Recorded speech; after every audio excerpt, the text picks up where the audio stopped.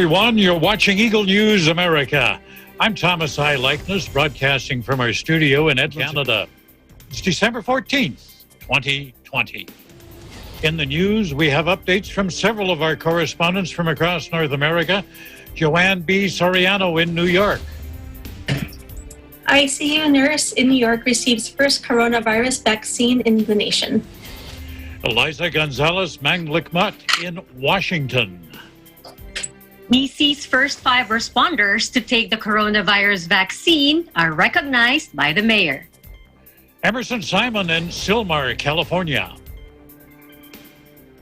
First shipment of COVID-19 vaccine lands in Los Angeles via Fedex Express. Mayanne Manzano Gerzon in Sicklerville, New Jersey.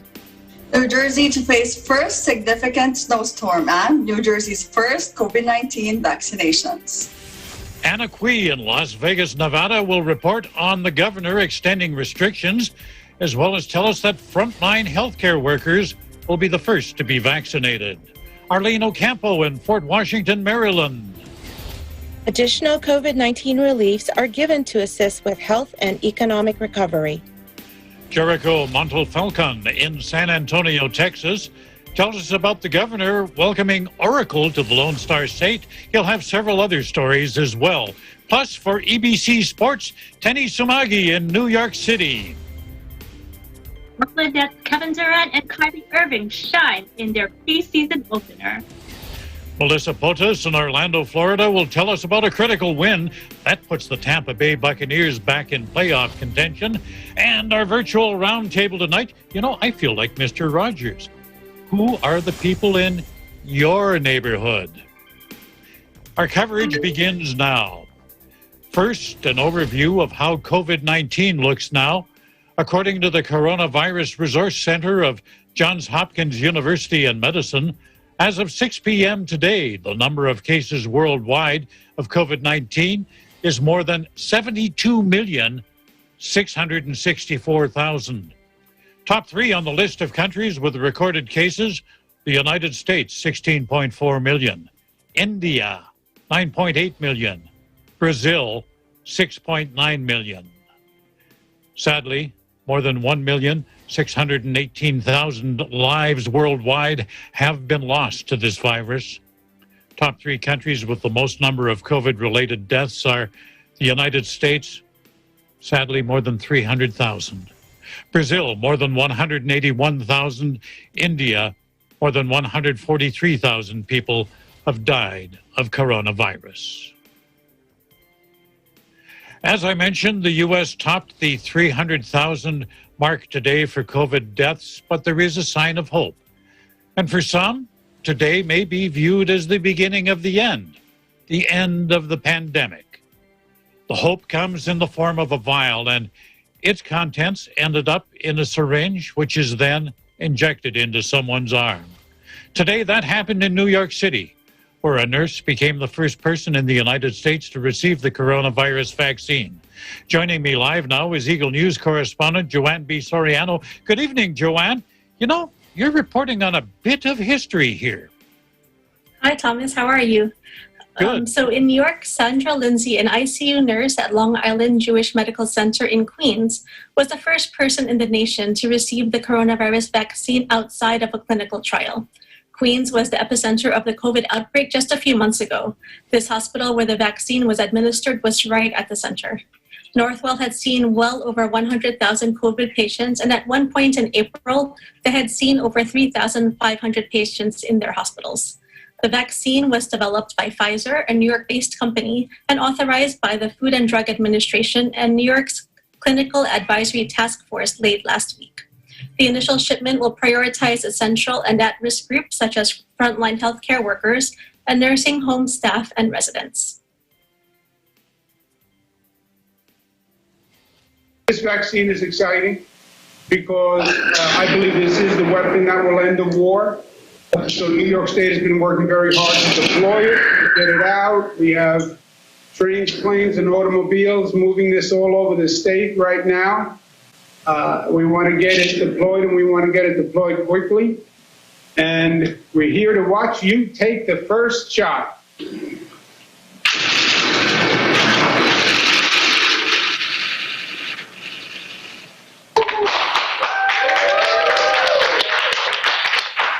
I feel like healing is coming. I hope this marks the beginning to the end of a very painful time in our history. I want to instill public confidence that the vaccine is safe. The vaccine only works if the American people take it. They estimate we need 75% to 85% of Americans to take the vaccine for it to be effective. Hopefully, when we get to about June, they estimate the vaccine can hit critical mass. Meanwhile, in New York City, Mayor Bill de Blasio witnessed the administration of the vaccine to healthcare worker Tara Easter at NYU Langone Health in Manhattan. Mayor de Blasio said, "This will be remembered as the day where the largest mobilization was ever undertaken to protect the people of the city, the largest vaccination effort in our history." The New York City-bound vaccine shipments departed from Kalamazoo, Michigan yesterday in special cartons, held at -70 degrees, and were delivered to 5 hospitals. Subsequent shipments are expected to be delivered to 37 hospitals tomorrow and 2 more hospitals on Wednesday. In New York, Joanne Soriano, Eagle News. We live in interesting times. Back to you. Joanne, when the pandemic began, New York City had a huge number of cases, and then things began to level off and actually decrease, but you're on the increase again. How is the city dealing with this increase in cases? You know, I was actually in a taxi cab the other day, and I asked him how business was doing. He said things were starting to pick up again, but once the second wave hit, he lost customers all over again. And as of this morning, as of today, actually, indoor dining is no longer in effect in New York City for the foreseeable future. We're at a 5.5% positivity rates on a 7-day rolling average, and we want to get that back down to 5 or even less. Mayor de Blasio referenced an interview that Governor Cuomo had with the New York Times over the weekend, and they basically said we have to be prepared again for the possibility of a full shutdown. So it's going to be a very interesting winter ahead. Very definitely challenging times. Joanne, stay safe and take care. Thank you, Tom. Also, at the front of the line for vaccination this morning, Dr. Yves Michel de Rousseau.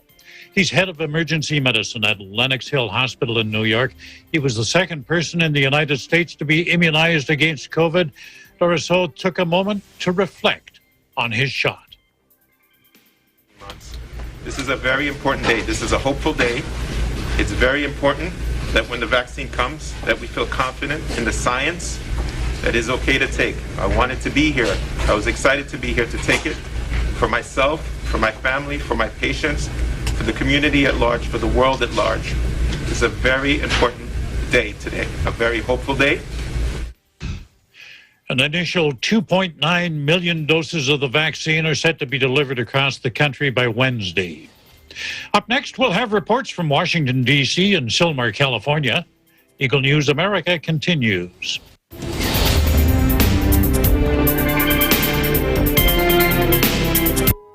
Hello there. Imagine Demi got the virus, and she infected 2 more. And those 2 infected a lot more of people. And it goes on and on until it became an epidemic. But what if Demi stayed at home? Then those 2 wouldn't have contracted the virus. Then those people would have not been infected. This is not just your battle, it's everyone's, and you can be a huge help. Follow social distancing, or better yet, stay at home. Innovation, digital disruption, globalization. Startups, micro, small, and medium enterprises, as well as large corporations, all face interesting challenges in the market today. Peek into the world of exciting opportunities and partnerships to drive growth with the latest business news and information. We are open for business. Join the conversations to create a more vibrant environment for entrepreneurship. Catch Open for Business every Saturday from 5 to 6 p.m. Open for Business, from vision to action. Events happen around us all the time, in our community, in our country, around the world. Events that affect people, move communities, or simply inspire us. Interesting events that people need to know. In these interesting times, we continue to be a competent partner in delivering news about these events. Fast, accurate, balanced. Eagle News, because we live in interesting times.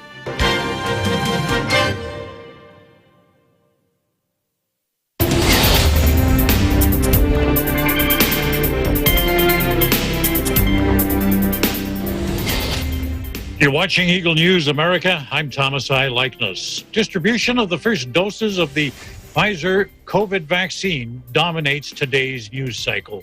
We begin our regional coverage in the nation's capital, where Eagle News correspondent Eliza Gonzalez-Manglicmot joins us live. Eliza, I understand that 5 first responders will be at the front of the line to receive their inoculations when they're available, and that they've also been given recognition by the mayor. What can you tell us? Thanks, Thomas. A good Tuesday evening to you and a wonderful Wednesday morning to our viewers in the Philippines. And here's the latest from the nation's capital. Thomas, they belong to DC's bravest. They are members of the DC Fire and EMS Department, or FEMS. They are the first 5. They are the first 5 members of DC's bravest who will be among the first to receive the COVID-19 vaccine in the nation's capital. Mayor Muriel Bowser recognized Acting Fire and EMS Chief John Donnelly, the department's medical director, Dr. Robert Holman, Lieutenant Joseph Papariello, Lieutenant Keisha Jackson, and firefighter EMT Julio Quinteros as being the first FEMS members to receive the vaccine here in Washington, D.C.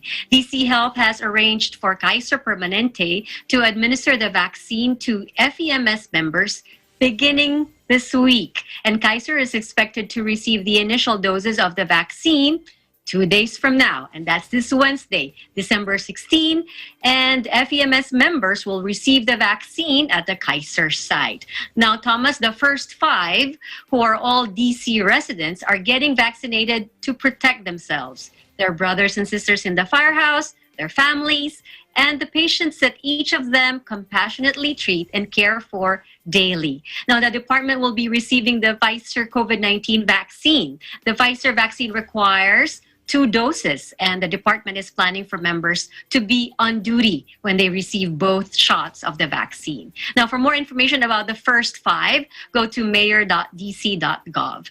Now, for some weather update, Thomas, it is now 40 degrees Fahrenheit or 4 degrees Celsius here in the U.S. Capitol. In Washington, D.C., Eliza Gonzalez-Manglicmot, Eagle News. We live in interesting times. Back to you, Thomas. Eliza, has there been any indication, any announcement about which of the medical facilities in D.C. will receive the first batch of vaccines? Well, Thomas, just last week, Mayor Muriel Bowser and the Director of the Department of Health, Dr. Laquandra Nesbitt, announced that 6 sites in D.C. would receive the district's initial allotment of 6,825 vaccine doses. These hospitals are Children's National Hospital, George Washington University Hospital, the Harvard University Hospital, Kaiser Permanente, MedStar Georgetown University Hospital, and MedStar Washington Hospital Center. Now, Howard University Hospital and George Washington University Hospital are expected to be the first hospitals in D.C. to receive the vaccine. Good news, Thomas. And I'm sure everybody there is just anxiously awaiting the arrival of this vaccine. Thank you for joining us tonight, Eliza. And again, stay safe. You too. We go to the other side of the country now. Eagle News correspondent Emerson Simon joins us from Sylmar, California, and he tells us the long-awaited vaccine has arrived in his state. Good evening, Emerson. Of course, an exciting time for Californians. Thank you, Thomas. Fedex Express lands Sunday night at the Los Angeles International Airport with the first shipment of the Pfizer BioNTech COVID-19 vaccine. LAX Airport tweets last night, the first batch of COVID-19 vaccine has arrived in Los Angeles at LAX. This is a major milestone for science, our country, and our community. Thank you to all those who made this delivery possible and are part of the incredible effort to distribute vaccines around the world. Just last Friday, the U.S. Food and Drug Administration, or FDA, cleared the path for the distribution of the Pfizer-BioNTech COVID-19 vaccine with the issuance of the first emergency use authorization, or EUA, for a vaccine against COVID-19. FDA Commissioner Stephen Hahn states today's action follows an open and transparent review process that include input from independent scientific and public health experts and a thorough evaluation by the agency's career scientists to ensure this vaccine met FDA's rigorous scientific standards for safety, effectiveness, and manufacturing quality needed to support emergency use and authorization. After the FDA's approval of the EUA for the vaccine, Fedex Express announces the same day that it will transport the first shipments of the vaccine in close coordination with Pfizer. Raj Subramanian, FedEx President and Chief Operating Officer, says this is among the most important work in history of our company, and we're honored to be part of the effort to help end this pandemic. In Sisolak, California, Emerson Simon, Eagle News, we live in interesting times. Back to you, Thomas. Emerson, now that the COVID-19 vaccine has arrived there in Los Angeles, when will city residents be able to receive this vaccine? Well, Thomas, it will take months to reach the general public with an estimate time frame of spring or summer 2021. Los Angeles has an approximate population of about 10 million residents. And with a limited supply of the vaccine on hand, it will take some time before this vaccine will be available to everyone. Thomas? So, again, why will it take so long? Admittedly, I guess 10 million is a lot of people to inoculate. Well, at this time, Thomas, there is a line for COVID-19 vaccine in order of priority. Among the first to be vaccinated will be the healthcare workers and the ones with weaker immune systems, like the residents of long-term care facilities who are more at risk from the coronavirus. According to LA public health officials, they are expecting about 83,000 doses of this vaccine on this first delivery that arrived last night from Pfizer. The first shipment has already been allocated and will be delivered to 9 designated sites of Los Angeles County. From there, they will be given to 83 acute care hospitals, where they will administer to staff depending on risk level, residents of long-term care facilities, and the working staff will also be able to avail of the vaccine from CVS and Walgreens pharmacies, as this will be sponsored through a federal partnership program.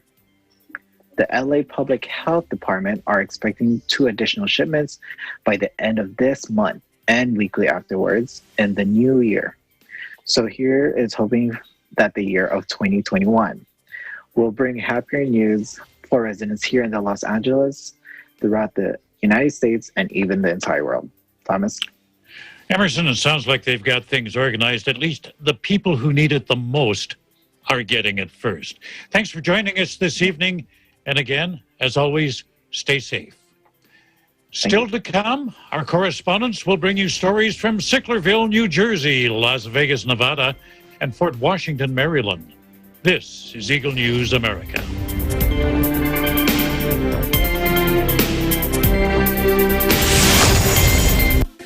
Factual. We have to defeat the virus everywhere. Timely information. Balanced. Not only in the country, but also abroad. I'm certain of one thing. Interviews that people need to know. Watch Aguila Pilipinas. A 1-hour newscast of reports coming from regional hubs in Luzon, Visayas, and Mindanao. Know the important updates in Asia in ASEAN in Focus.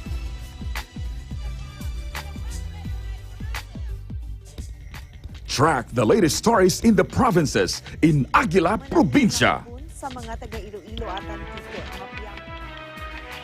Tune into Mata ng Aguila, the evening primetime news program of Net25.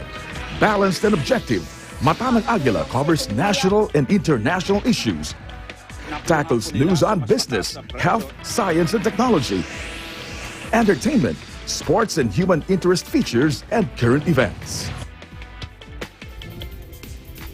And Eagle News International delivers the latest global reports, impartial, accessible, and up-to-date. It brings to fore EBC's rich international scope and access to valuable information streams. Well, thank you to thank our health outdoor. Catch these programs on Net25. You can also watch our news programs through eaglenews.ph and Eagle News Facebook page and YouTube channel.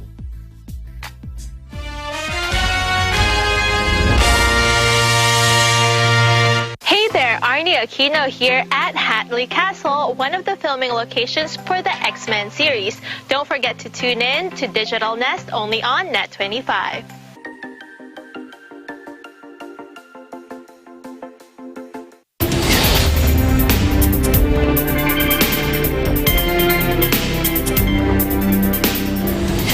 You're watching Eagle News America. I'm Thomas I. Likeness.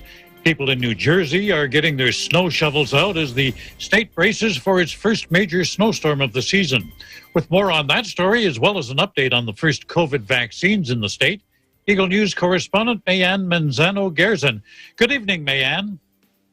Good evening, Thomas, and thank you. So in Trenton, New Jersey today, Governor Phil Murphy gave a weather update as New Jersey is looking to face its first significant storm with big snowfalls, totals, and high winds in forecast. Take a look. As anyone looking out a window can see, we are experiencing our first winter weather day of the season, at least across the northern part of the state, where a couple of inches is possible in some places by this afternoon. The Department of Transportation already has more than 400 pieces of equipment deployed. Roads may be a bit slick in spots, so we ask anyone out there to be extra cautious and to yield to spreaders and plows to let them treat the road ahead. This system is expected to move out through the afternoon, and then our attention will turn to Wednesday and Thursday, which right now looks to be our first significant storm. And a winter storm watch has already been posted by the National Weather Service. I think you skipped is there a second one of these or not? There should have been one for Wednesday. Is there a Wednesday? Not sure that you got it.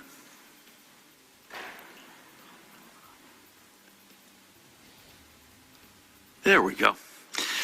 Wednesday storm. That'll give you a little bit of a sense here. This system has the potential to provide snow to almost the entire state.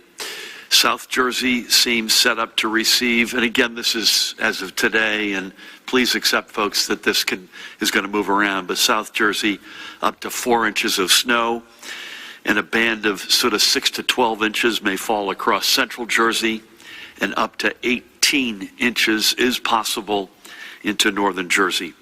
We will have more updates as the forecast becomes more crystallized over the next 24 to 48 hours, but I know Pat and his team are already preparing for this system, as are Diane Scacchetti and her team at the Department of Transportation, Joe Fiordaliso at the Board of Public Utilities, and our regional partners. So if we could put that other one back up there, which gives you where to go if you are in need of information. So Facebook.com/Ready New Jersey.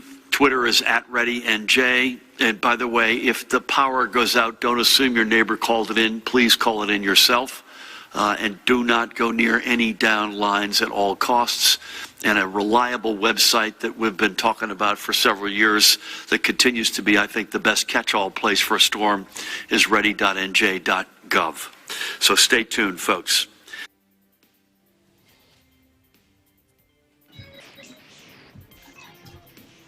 Meanwhile, there's a light at the end of the tunnel, Tom. Tomorrow, December 15, is a big day for New Jersey as the state is set to administer its first COVID-19 vaccines to frontline health workers at University Hospital in Newark. Take a look.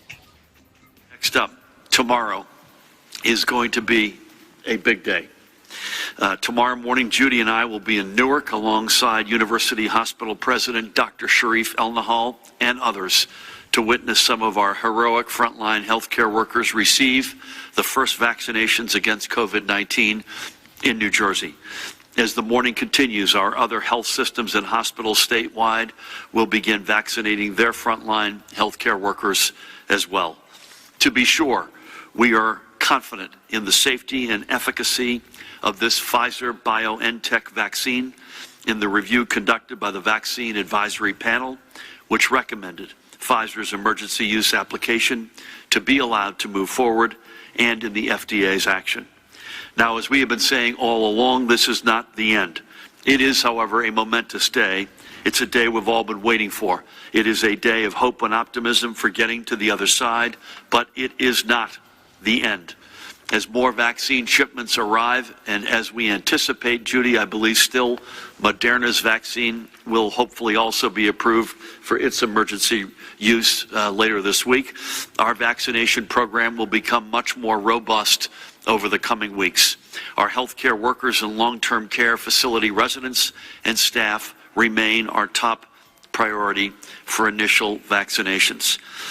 Our hopes are for timing that as one group of vaccine recipients receives their second dose, a new tranche of recipients will be receiving their first. This overlap, or I've called it sort of overlapping waves, will allow us to ensure our vaccine progress.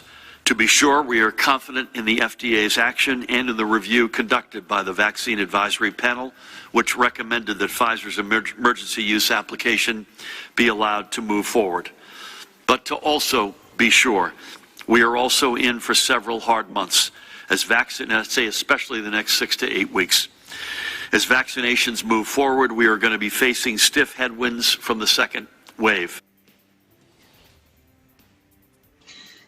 And for New Jersey's latest COVID-19 numbers, the Department of Health has reported 4,805 new positive cases today, bringing our statewide total to 405,448. Sadly, we are also reporting 25 new deaths, pushing the total to 15,907 New Jerseyans lost to COVID-19. In Sicklerville, New Jersey, May and Manzano Garzon, Eagle News, we live in interesting times. Back to you, Thomas.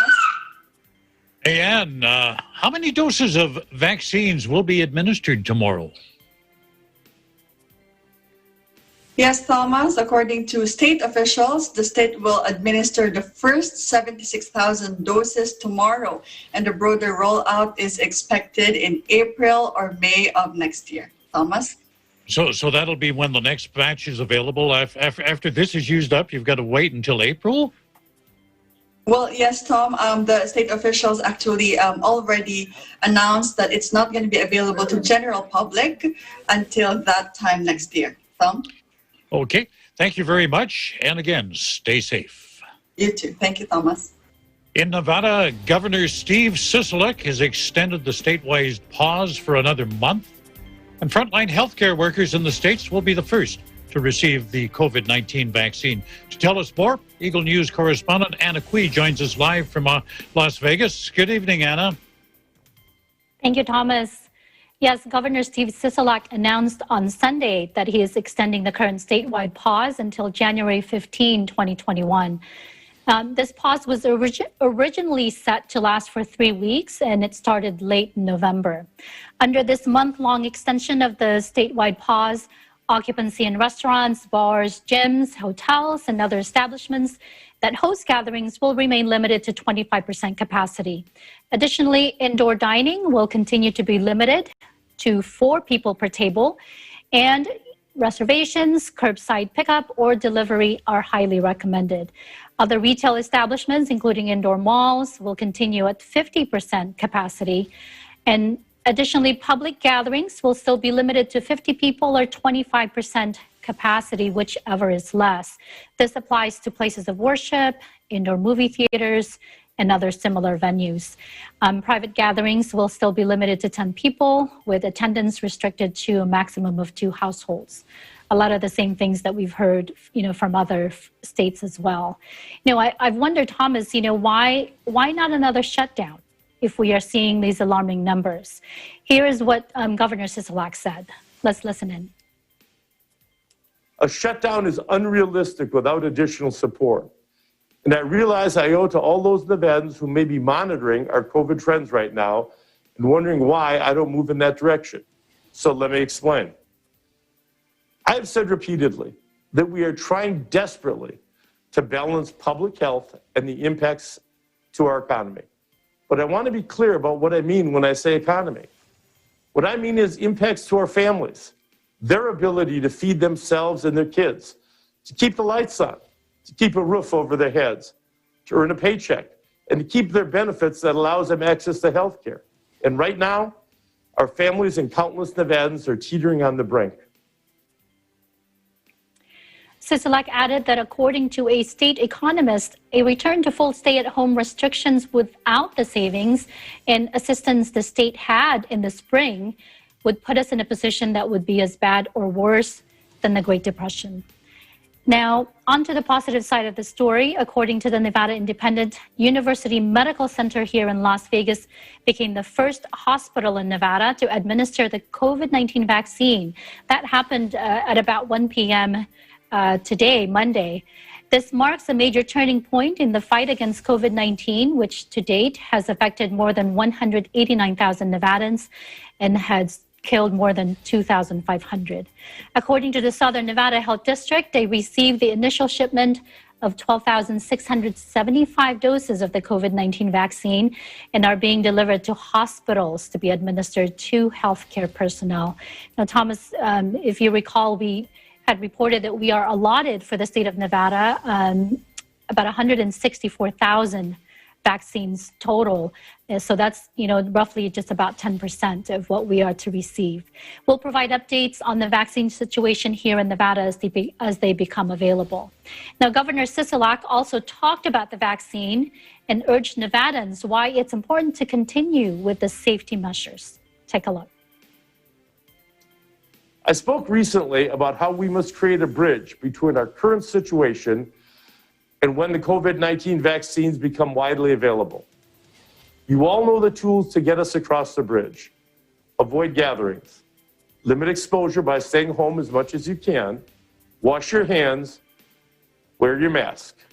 In fact, in a report from IHME at the University of Washington, they estimated that as of November 30th, 74% of Nevadans always wore a mask when leaving their home. More importantly, the report noted that if we got that number to 95% compliance, we could potentially save 1,000 lives by April 1st. In Las Vegas, Anna Cui, Eagle News. We live in interesting times. Back to you, Thomas.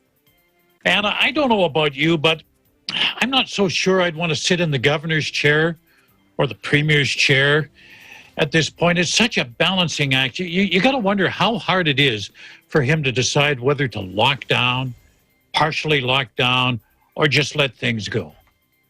Exactly. I wouldn't want to be in that situation either. But he did mention that in the press conference, that it is it's a tough balancing act. He wants to help the economy, but then again, locking down will be the perfect solution to really mitigate the spread of the virus, as we did earlier this year. But it is tough, and he's doing the best he can. Thomas, there are no easy decisions in this at all. No easy decisions. What's the feeling from what you hear from people on the street, people on perhaps radio talk shows about further restrictions, about further lockdown? Do they favor it, or are they wanting to see things loosened up? It's really, I think personally, I think it's about half and half. You hear from the business owners how it's going to be so tough for them if we completely, shut down again. And then right now with the holidays, people are in the holiday mood. People are really against, complete shutdowns also. So like you said, it's a tough decision, and we'll just have to hopefully with the vaccine being available now, we can all look ahead, to what's to come. Thomas. First rule of politics, no matter what you do, someone out there is not going to like it. Okay. Take care, Anna. Thanks for joining us. Thanks, Thomas. We go to Maryland now, where more COVID-19 relief is on the way to help with the economic recovery as well as health issues. And joining me now with the details, Arlene Ocampo. Good evening, Arlene. Thanks for joining the program. Thank you. Maryland Governor Hogan emphasized his plan to provide economic relief initiatives to assist struggling Maryland families and small businesses in a press conference on Thursday. Despite numerous requests to Congress in providing additional relief for those struggling families and businesses, the state continues to be constant and vigilant in fighting this virus from all angles, most especially to avoid layoffs or actually shutting down businesses. An announcement was made that the state does have $500 million in emergency economic relief. While an agreement with Congress remains gridlocked, Maryland Governor Hogan announced the following to be of aid to Marylanders to weather this crisis. For small businesses, emergency tax relief would be provided to prevent major increases in their unemployment taxes. This would be calculated based on their non-pandemic experience by excluding the 2020 fiscal year period. Instead, they would use the last 3 fiscal years of 2017, 2018, and 2019. Detailed information can be found on the Maryland Department of Labor release. Next, the governor directed the Department of Commerce to forgive the $75 million in emergency loans that was provided back in March and convert them to grants. There are other relief programs that were announced, such as affordable housing, treatment and prevention initiatives for diabetes, and lastly, funding for victim and youth services. For more details on these, please read the release from the Maryland Department of Health and from the Governor's Office of Crime Prevention, Youth, and Victim Services. On the state level, Maryland Governor Hogan said, and I quote, "We are exhausting and draining every resource we can to try and keep our Marylanders alive, keep them paying their bills, keep our small businesses in businesses until they get their job done and get help to us. We only have this much left." Meanwhile, as the country continues to see a surge on COVID-19 cases, Maryland is not exempt from this. The positivity rate is at 7.46%. 1,742 hospitalized, and sadly, 4,978 confirmed deaths. Let's all continue to support our small businesses. Stay safe out there. Wash your hands frequently. Practice social distancing and wear your mask. We're all in this together. In Fort Washington, Maryland, Arlene Ocampo, Eagle News. We live in interesting times. Back to you, Tom. Arlene, what's Maryland's vaccine rollout plan? What have they decided to put in place? Thank you, Tom. According to Governor Hogan, Maryland will actually follow the federal government's lead in the vaccine rollout plan. The majority of the distribution will be done through the federal government and through private entities. For the nursing homes, all the vaccinations will roll out during this week. It'll be done by CVS and Walgreens on a federal contract.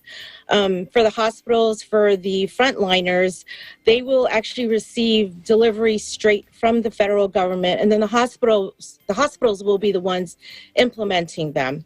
Hogan also added that there will be a small amount, limited amount that would be done by the state and county health departments. Tom? Arlene, I like the last part of your report there, to continue to support small businesses, stay safe, and all that other advice you gave. Thank you very much. Take care and stay safe. Thank you. Up next, we have an update from Texas. And EBC Sports, well, we got a couple of stories there as well. You're watching Eagle News America.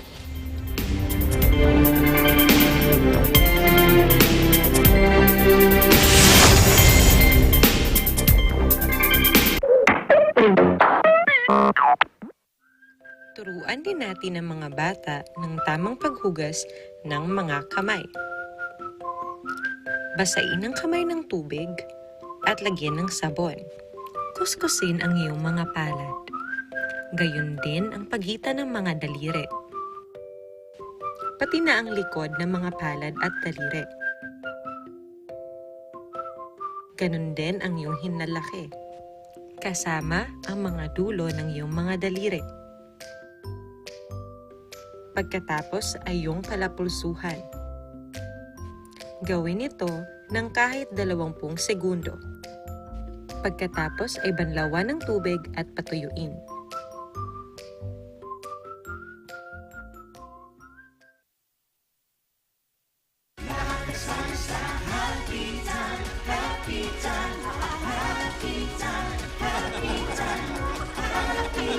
Gusto namin maging happy ang mga viewers sa amin pagpapatawa, sa amin pag-entertain, iba-ibang segments and games.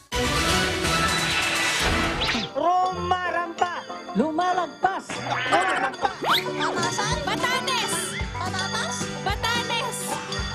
The jackpot prize of 58,000 pesos ang tamang sagot na hinahanap natin. 3, 2, 1! Confirm! Happy peeps, on the Happy Time stage, please welcome Magandang dilag sa isip mo, aman mo.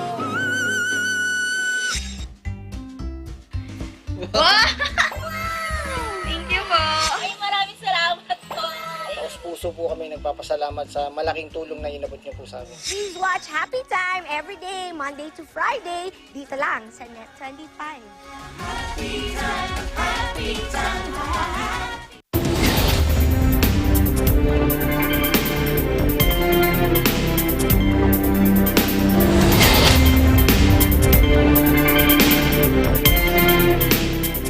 This is Eagle News America. I'm Thomas I. Likeness.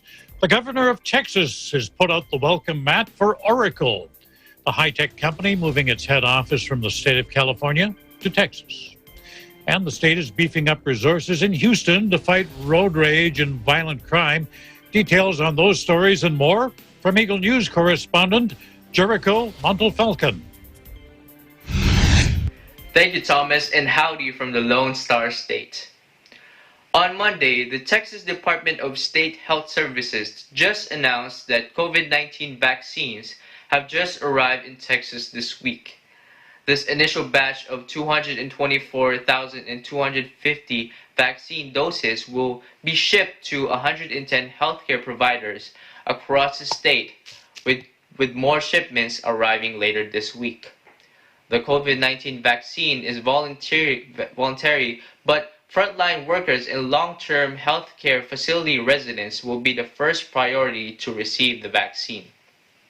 Meanwhile, on Friday, Texas Governor Greg Abbott issued a statement welcoming Oracle, just after the company announced its relocations from California to Texas. The governor stated, "Oracle is a global technology giant with an already strong presence here in Texas, and we are proud to welcome its headquarters to Austin."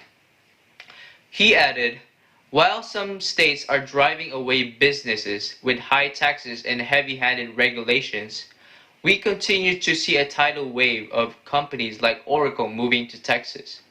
Thanks to our friendly business climate, low taxes, and the best workforce in the nation. Most important of all, these companies are looking for a home where they have the freedom to grow their business and better serve their employees and customers. And when it comes to economic prosperity, there is no place like the Lone Star State." Meanwhile, the city of Houston, Texas is seeing an alarming rise in road rage-related shootings. On Wednesday, Governor Abbott deployed the Texas Department of Public Safety to provide support to both the Houston Police Department and the Harris County Sheriff's Department Violent Crime Prevention Operation. Provided resources include marked and unmarked patrol units to monitor hotspot, DPS special agent and state troopers, intelligence analysis, and a helicopter and 2 patrol planes. Governor Abbott stated that Texas is working closely with HPD to provide the necessary resources that will effectively combat violence in the Houston community. The support that DPS is providing to HPD will protect Houstonians and crack down on illegal and violent activity, including road rage-related shootings within the city. Meanwhile, we hope you are staying safe and healthy in your part of the country. In San Antonio, Texas, I'm Jericho Montefalcon. Eagle News, we live in interesting times. Back to you, Thomas.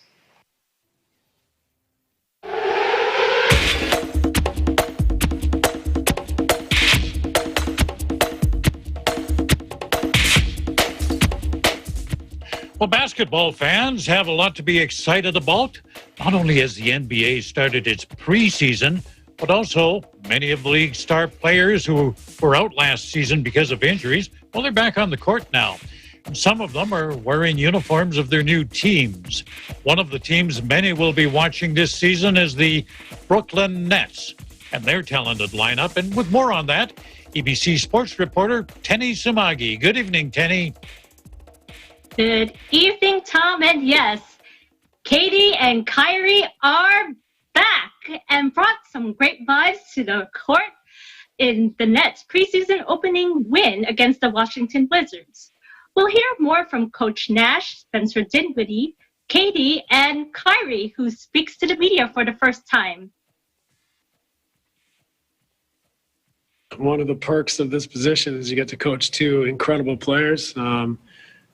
Kai was super sharp, and Kevin, after such an extensive layoff, was very good and close to being, incredible. So, he's going to keep building, getting comfortable. When you have that type of injury, it's kind of remarkable that he's at the level he's at. So, those 2 were great, and we're really positive about them getting their. Getting a stretch of minutes and some game time in their legs, and we'll keep building. Not too surprised. I mean, they're phenomenal scorers, obviously, and best friends. So I think the flow and the vibe that they're going to have is going to be, one of the best duos in the league, if not the best duo in the league.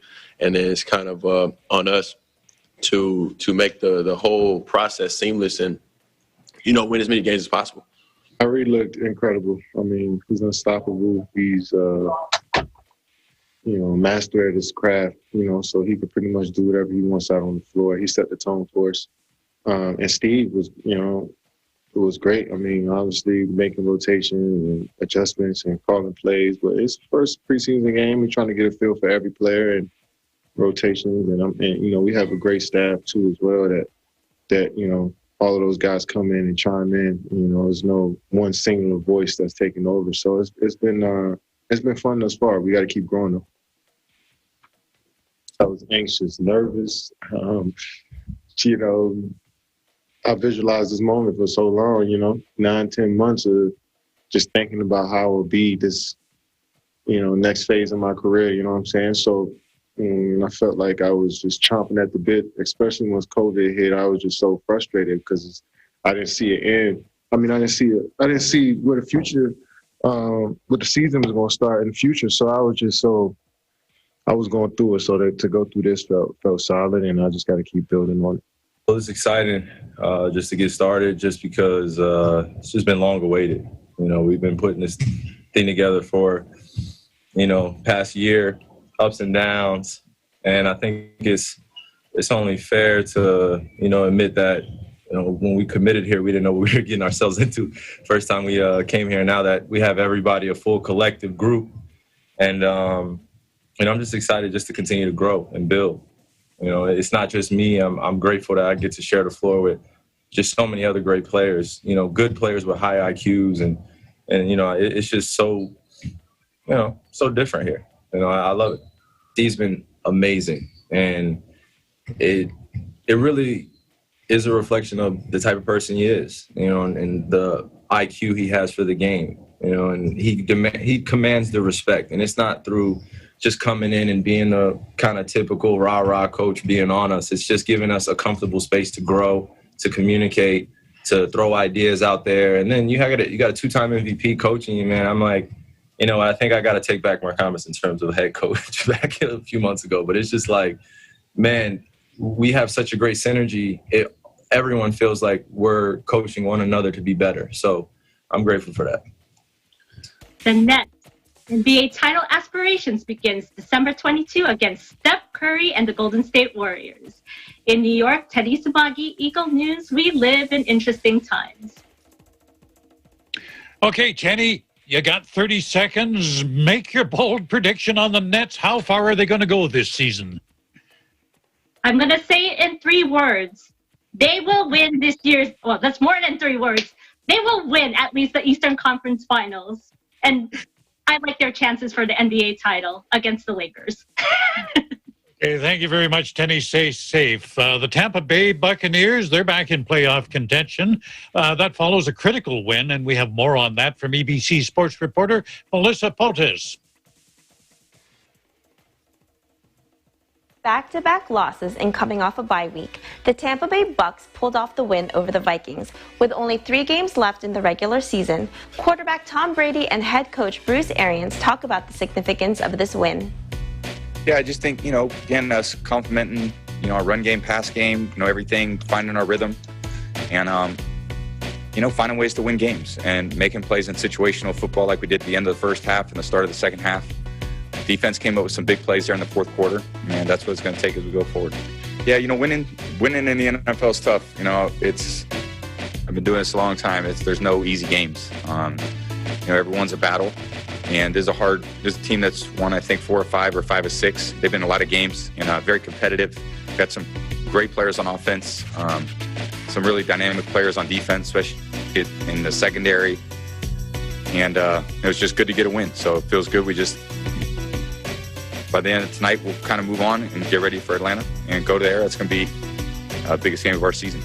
Oh, it's huge. I mean, we had to do this. It was a big game for us. Guys did their job. They rested.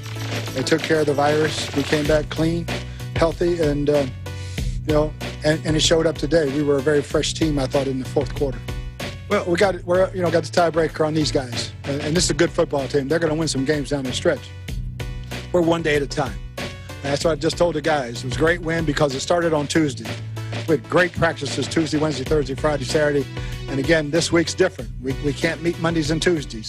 So we have another different way that we have to handle getting ready to play a ball game. And whether it's virtual, however we get it done, we'll get it done. And just make sure that we take care of tomorrow's business tomorrow. The Bucs will travel to Atlanta to take on divisional rivals Atlanta Falcons next Sunday. In Orlando, Florida, Melissa Potes, Eagle News. We live in interesting times. We're going to have a short virtual roundtable. We're just going to go around once. Everybody's got about 20 seconds. Give me a name and what they do of your good neighbor. Who in your neighborhood is a good neighbor, and what is it they do to help society in your part of the world? We'll begin with you, Joanne, in New York City. Hi, Thomas. I actually joined a Facebook online group. It's called the Buy Nothing group, and I've had the best time with my neighbors. You post things that you have excess of or you don't use anymore, and people post what they're looking for. And so it's just kind of like a share, kind of a very caring and generous community, people giving and taking. Eliza in Washington, D.C., your 15 seconds of fame. Okay, they are Steve and Carol. I forget their surname. They're from Spokane, Washington, when we used to live there. Carol is a children's book writer, and her husband, Steve, is our community wildlife's best friend, because he would always feed the squirrels, the deer. I don't know if that's okay, but there would always be food for wanderers, animal wanderers in the neighborhood. Okay, Mayanne, you're up. Well, I actually have a neighbor who's a nurse, Tom, and she's assigned in a COVID unit in her hospital, so she's a real hero. Tenny? I'm gonna say me, Tom. I'm the best neighbor because you know why? I volunteer to help deliver groceries to those who are in need in Queens on my birthday. So I'm gonna say I'm the best. Well, congratulations. Emerson, you're up. Unfortunately, I don't know everyone in my neighborhood, so I would like to consider everyone in my neighborhood friendly and who are pet owners. Anna? Hey, Tom. My next door neighbor, Alan, he's very nice. He's always picking up things, always cleaning up not only his yard, but as he walks around the neighborhood, he's always doing that. And Arlene? Thanks, Tom. I'm going to actually echo with Anna and Emerson. So there is a gentleman, it was a family, actually, the Rixey family. They always walk and whatever they need to do to help clean up or help anybody in need. They're just very friendly, and during the snowstorms, they're the first ones out to help. And mind you, they are elderly as well, but age doesn't seem to matter to them. I don't have time to go through my neighborhood, but, you know, there's a lot of good neighbors out there who are on the front line. So let's take time to salute them now. I'm talking about our healthcare workers, first responders, essential workers, all of them out there. Let's salute them with a round of applause. We appreciate you, and that's today's Eagle News. Thank you for joining us. I'm Thomas I. Likeness. Truly, we live in interesting times.